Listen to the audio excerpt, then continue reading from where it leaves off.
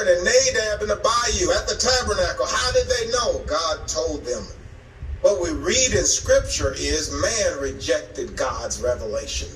Man rejected God, Romans 1:18-20, and God gave them up, Romans 1:21-25. This is why Paul finds men worshiping everything but God in Athens. Acts 17:22-31. I notice that you are very religious. You even have an inscription to the unknown God. Him declare I unto you. What did Paul do in that sermon? He revealed God to them. They didn't know him. They had a lot of gods they'd made up, but they didn't have any knowledge of the God of heaven. That great sermon in Acts 17 is Paul revealing to them the God they need to worship. You must not, therefore, invent your own brand of worship and offer it up to God. Number 3, changed worship is rejected worship. You can change God's worship. Jeroboam did it.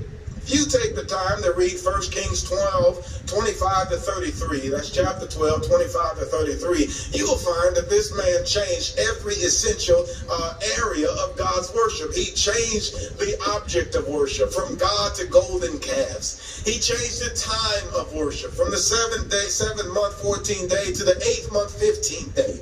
The location of worship, put it all one in Dan and one in Bethel. From the priest, everybody could become a priest. He changed God's worship.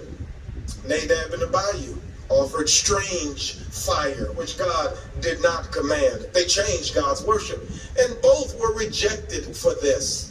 Number 4, the Bible, the New Testament, reveals 4 kinds of worship. It says in Matthew 15:8-9 that there is such a thing as vain worship. Jesus said, but in vain they do worship me. What does that mean, to vainly worship God? He explains, teaching for doctrine the commandments of men. So men have made up commandments. They teach those as if they came from God.